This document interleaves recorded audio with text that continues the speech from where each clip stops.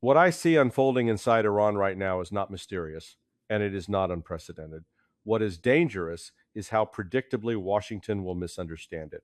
The public facts are straightforward. Anti government demonstrations have spread across more than 100 locations in Iran, touching major cities and peripheral regions alike. The protests began over economic pressure, inflation, currency collapse, and declining living standards, but they did not remain economic for long. They never do. Once people are in the streets, grievances compound, and legitimacy becomes the real issue. Human rights organizations report clashes with security forces, symbolic acts of defiance, and growing geographic dispersion of unrest, all of which are classic indicators of sustained internal pressure rather than a short term disturbance. The Iranian government's response is equally familiar. Limited cash payments to households, roughly equivalent to a few dollars a month, are being used as a pressure valve. From an intelligence standpoint, that move tells me more than any speech from Tehran. Governments do not hand out money during unrest because it solves the problem. They do it because they have no faster instrument available. It is a tactical response to a strategic failure. Inflation cannot be reversed with stipends, and legitimacy cannot be purchased on a monthly payment schedule. At the same time, Iranian officials are sending mixed signals externally. On one hand, they publicly state they do not want war. On the other, they emphasize readiness for war, particularly in relation to Israel. That dual messaging is not confusion. It is deterrent signaling aimed at multiple audiences: domestic elites, regional adversaries, and international observers. Iran wants to appear internally resilient and externally dangerous at the same time. That tension is not a contradiction, it is a survival strategy. Where intelligence failure begins is not in Tehran, but in Washington. Too often, American analysts treat protests as binary indicators. Either a regime is about to fall or it is fully secure. Reality does not work that way. Regimes can absorb unrest for years while hollowing out internally. Iran's security apparatus remains intact, but its economic foundations and social contract are eroding. That combination increases risk, not opportunity. The strategic consequence is clear. Internal pressure raises the likelihood of external confrontation, not because Iran seeks distraction, but because miscalculation becomes easier under stress. When leadership feels cornered, signaling hardens and margins for error shrink. The hard lesson is this: unrest does not equal collapse, but it does increase volatility. Intelligence professionals who confuse those two conclusions invite disaster. I have watched this pattern repeat for decades, and it never fails to disappoint me. The core failure is not a lack of information about Iran, it is the refusal to interpret information honestly. U.S. intelligence has abundant reporting on Iranian society, economic stress, protest dynamics, and elite politics. What it lacks is institutional permission to draw conclusions that contradict policy preferences. Analysts are encouraged to describe symptoms, not causes, and to frame unrest in ways that align with predetermined outcomes. As a result, protests become either exaggerated into imminent regime collapse or minimized into manageable noise, depending on what Washington wants to hear at the moment. The blind spot begins with economic intelligence. Sanctions are routinely described as pressure, but rarely assessed as destabilizing forces that reshape internal decision making in unpredictable ways. Inflation, currency devaluation, and declining purchasing power are treated as metrics of success rather than indicators of systemic stress. When protests erupt, analysts are then surprised by their geographic spread or persistence, even though those outcomes are entirely consistent with prolonged economic degradation. This is not an intelligence gap, it is an analytic choice. Another failure lies in misunderstanding Iran's security structure. U.S. assessments often assume that internal unrest immediately weakens the state's capacity to act externally. In reality, Iran has spent decades designing a system that can compartmentalize dissent while preserving strategic capabilities. Internal security forces, intelligence services, and external military assets operate on different logics and timelines. Protests strain the system, but they do not paralyze it. When analysts assume paralysis, policymakers underestimate Iran's ability to deter or retaliate, which increases the risk of escalation through miscalculation. Narrative distortion compounds the problem. Intelligence reporting is filtered through political language that prioritizes moral framing over operational reality. Protesters are portrayed as a unified movement with coherent leadership, while the state is depicted as brittle and reactive. That framing ignores fragmentation on both sides. Iranian society is diverse, with competing grievances and priorities, and the state is adaptive, not static. By simplifying both actors, U.S. intelligence produces assessments that are emotionally satisfying but strategically useless. The strategic consequence of this blind spot is policy drift. Decision makers receive assessments that confirm their assumptions while masking warning signs. They believe they can apply pressure without provoking escalation, that internal unrest will constrain Iran's external behavior, and that deterrence can be managed through rhetoric alone. History suggests otherwise. States under sustained internal pressure are more prone to risk-taking, not restraint. The hard lesson is uncomfortable, but necessary. Intelligence does not fail because facts are hidden. It fails because institutions refuse to confront what those facts imply. Until that changes, Washington will continue to misread Iran at moments when precision matters most. What replaces failed analysis in Washington is not silence but story. When intelligence becomes inconvenient, narrative steps in to do the work it cannot. Iran is a prime example of how policy storytelling overwhelms assessment. The preferred story is familiar. Sanctions weaken the regime, protests validate pressure, deterrence holds, and time is on America's side. Each element sounds plausible in isolation. Together, they form a fiction that collapses under scrutiny. The substitution begins early in the analytic chain. Raw reporting that shows economic distress, labor unrest, and elite dissatisfaction is real. The distortion happens when those signals are assembled into a linear plot with a predetermined ending. Analysts are pushed to answer the wrong question. Is the regime about to fall instead of the right one? How is pressure reshaping risk? By forcing intelligence into a morality tale of villains and victims, Washington loses the ability to think probabilistically. Uncertainty is treated as weakness and nuance as disloyalty. Media amplification hardens the problem.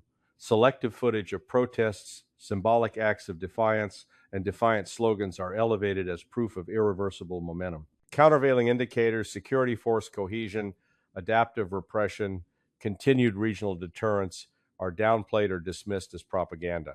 Intelligence professionals know better than to equate visibility with significance, but once a narrative takes hold, dissenting assessments become career hazards. Over time, analysis converges not on truth but on consensus. This narrative-first approach also warps threat perception.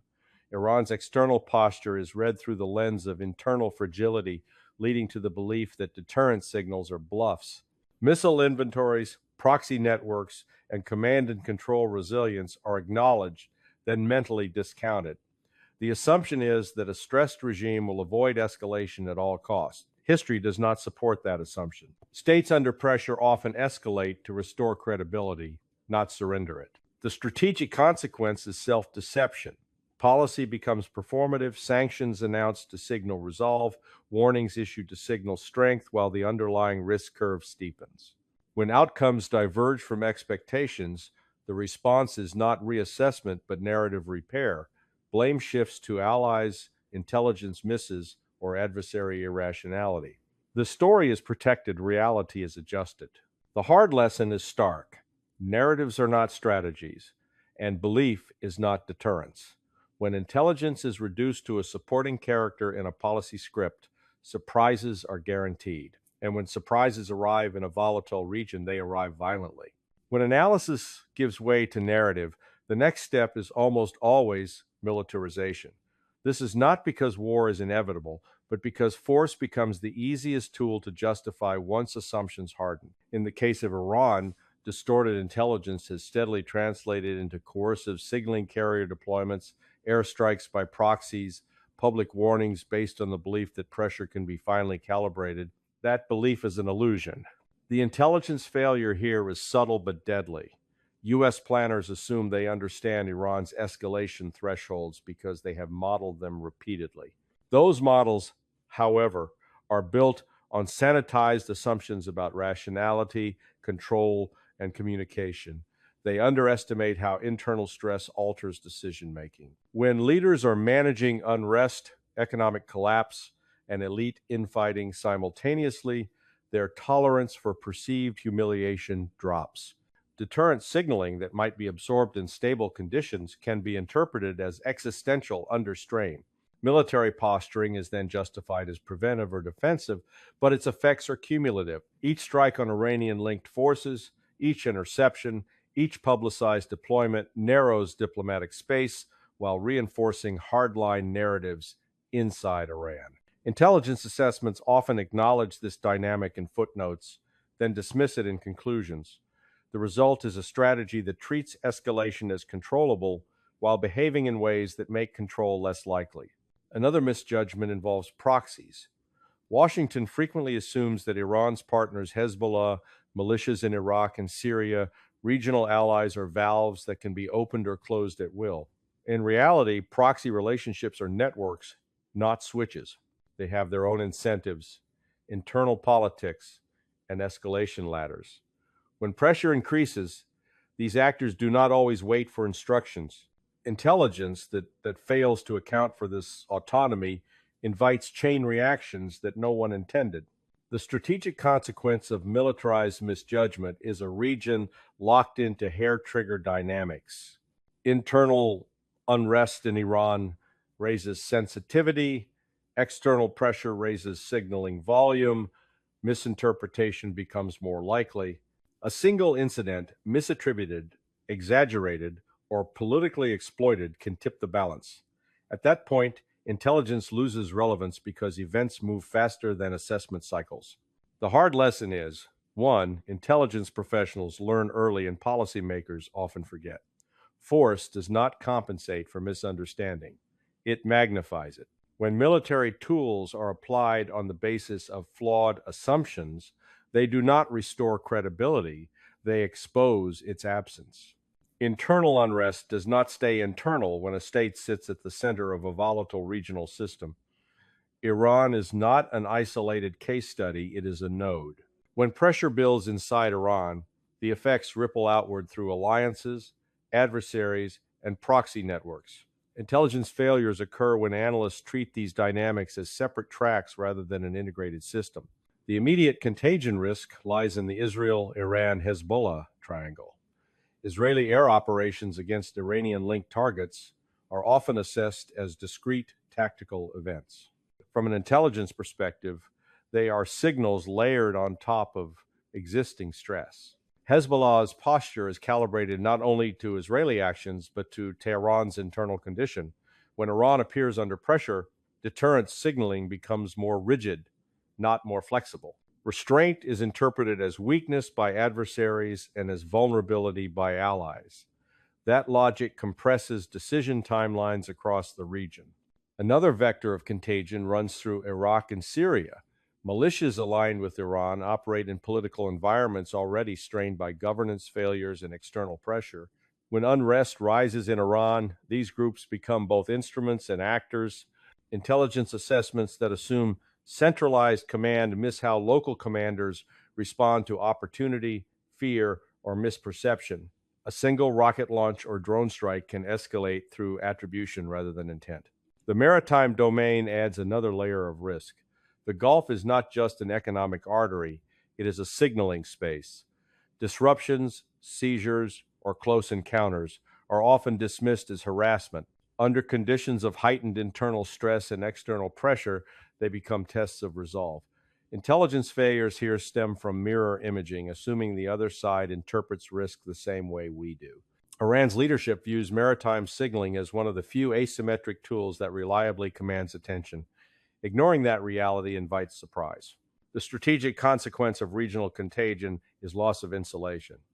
Local incidents acquire strategic meaning, and small actors gain disproportionate influence.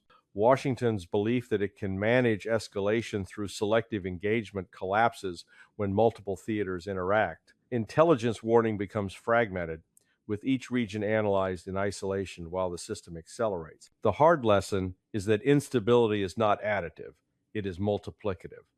When internal unrest intersects with regional rivalry, the margin for error shrinks everywhere at once. Intelligence that fails to integrate these layers does not just miss warning signs, it helps create them. By the time a crisis reaches this stage, the damage is no longer confined to a single theater. What collapses is credibility itself, and credibility, once lost, does not return on command. In the case of Iran, U.S. credibility has been eroded not by a single decision, but by a pattern of confident misjudgments backed by selective intelligence. Allies notice, adversaries exploit it, neutral actors hedge against it. From an intelligence standpoint, credibility is built on consistency between assessment and outcome. When Washington repeatedly predicts that pressure will constrain Iran, and Iran continues to adapt, resist, and signal deterrence, the gap becomes obvious.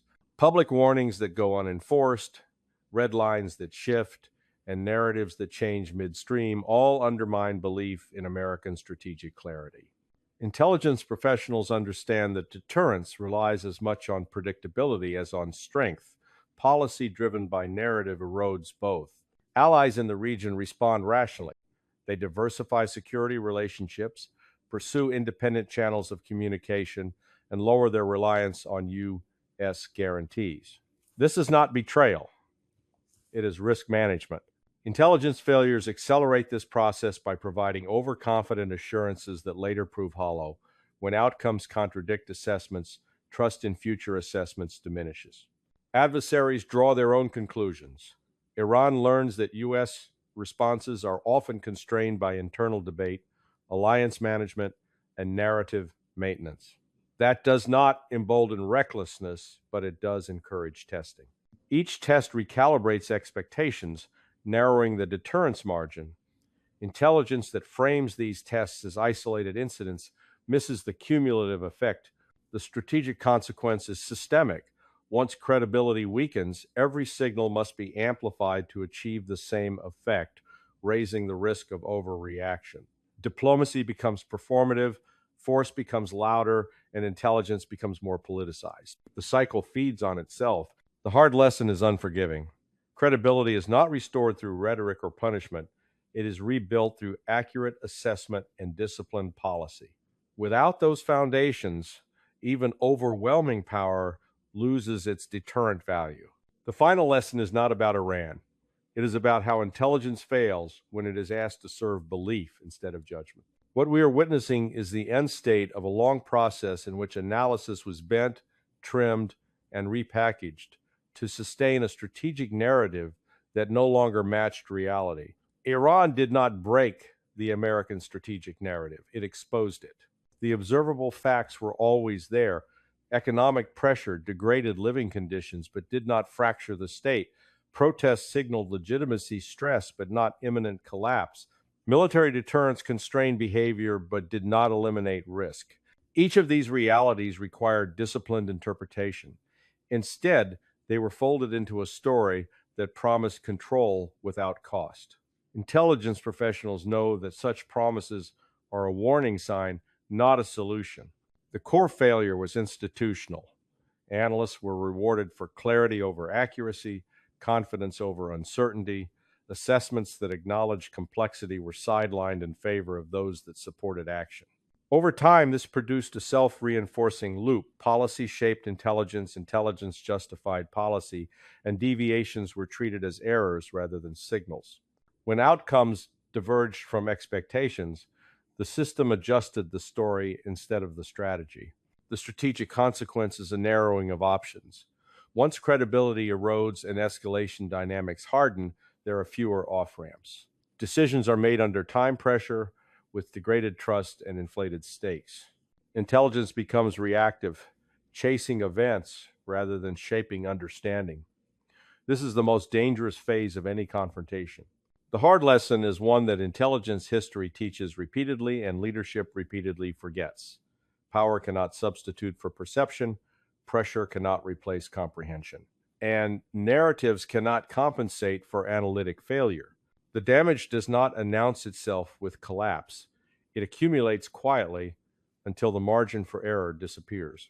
If there is a way forward, it begins with humility, restoring analytic independence, accepting uncertainty, and resisting the urge to turn intelligence into reassurance. That is not weakness. It is the minimum requirement for avoiding strategic self destruction in a world that no longer bends to American storytelling.